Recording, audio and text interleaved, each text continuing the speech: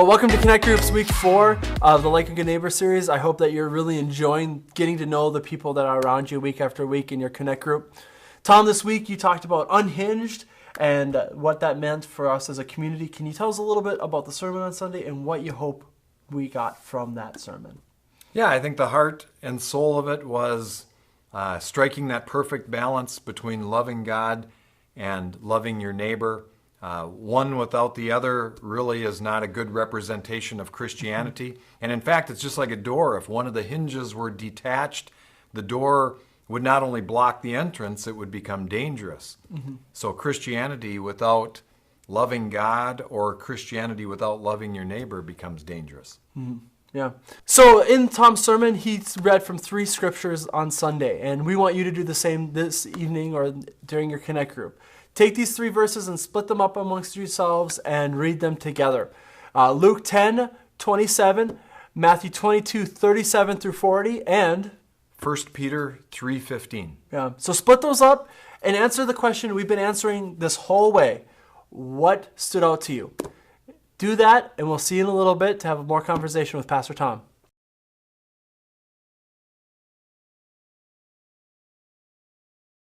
Well, I hope you enjoyed your discussion with your Connect group. Let's go to talking with Pastor Tom. So, Tom, your first point in your sermon was about loving God, but not your neighbors.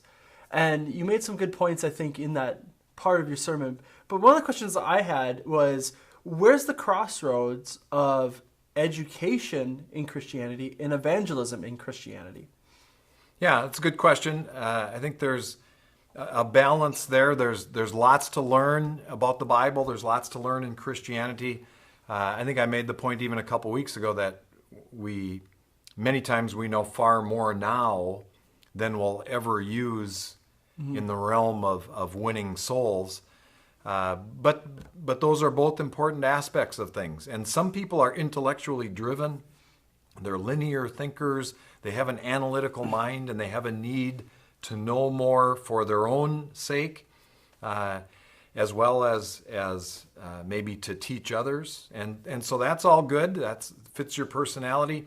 Other people are more driven toward the evangelism side of things. And I think it's important to recognize that in ourselves and embrace our weakness as well. Mm-hmm. So if you're a good learner and you spend all of your time accumulating knowledge and learning things, it's also important to get out there and use that information to share your story, to impact your neighbor.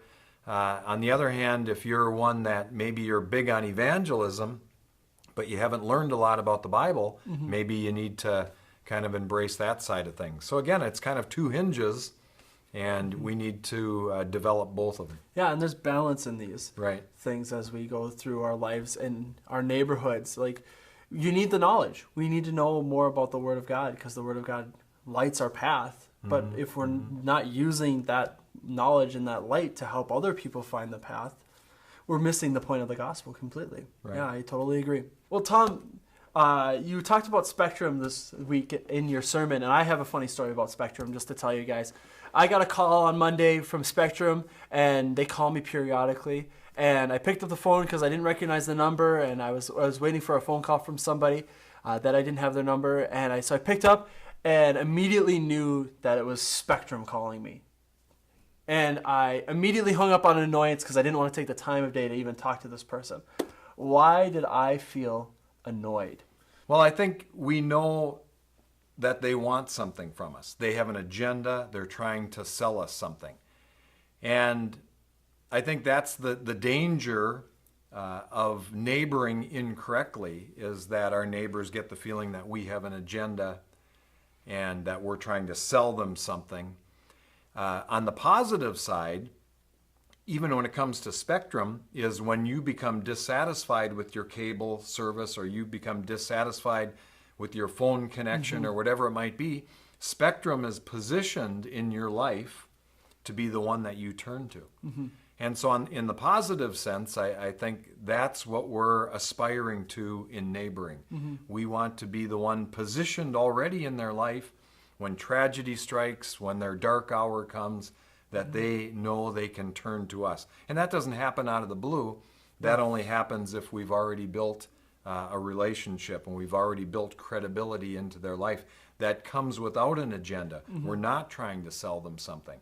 Then they know that they can turn to us. Yeah, and that's, I think, really a hard part for me when we talk about this is people want to say, well, we do have an agenda. Christ is the reason we're here, and we're ordered to, share the gospel. And I think all those things are true. And you're not saying don't ever share the gospel. You're saying we can't start by force feeding them something they're not ready to eat. Right. It has to happen organically. It has to happen naturally.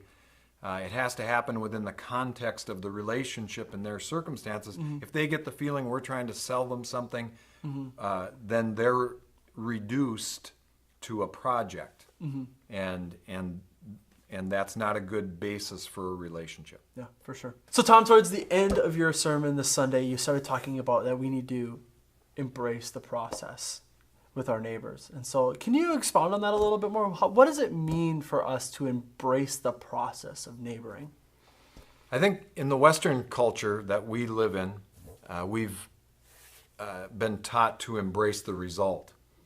I think of the weight loss gurus out there and the CDs you can buy on TV, the exercise CDs and all the exercise equipment. I think we fall for that because we embrace the result. So I want to lose 20 pounds or 50 pounds or 100 pounds. I want to look like that guy. I want to have the chiseled biceps and the six-pack abs. And so we embrace the result. And so we invest in the equipment and we use it once and shove it under the bed or put it in the closet because we never embrace the process. We embrace the result. And neighboring is an excellent example of that. It's a lifelong process.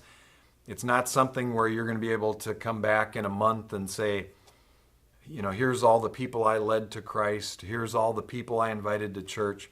It's going to be a little by little investment into the lives of those who you live by.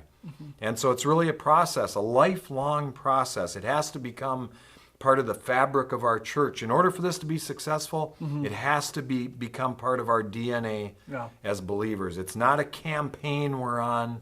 It's not something we're doing to double the attendance of church. It's a lifelong process. And if we don't embrace the process, we'll abandon it very quickly, just like the exercise equipment. And I think if we don't embrace the process, we'll look to ways to justify ourselves, like you talked about with the young ruler asking, how can I justify myself in what I'll conjure up some results. And so we'll be as a community looking to justify ourselves in what we're doing.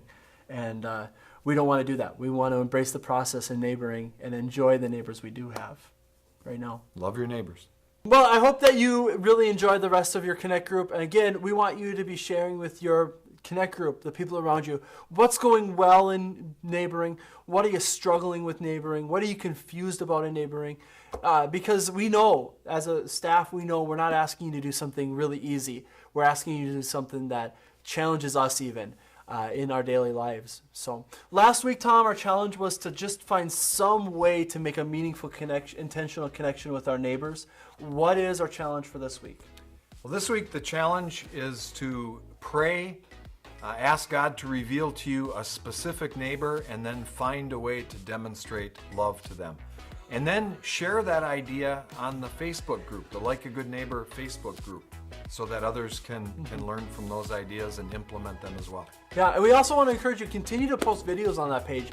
Video is one of the best ways we can communicate in today's age. It means so much, and it stops the scroll. So when you're scrolling on Facebook and you're looking through your feed, if you post a video on that Like a Good Neighbor page and we see that, that'll help stop the scroll and get people to think more about neighboring in their communities. So enjoy the rest of your evening, and we'll see you next week.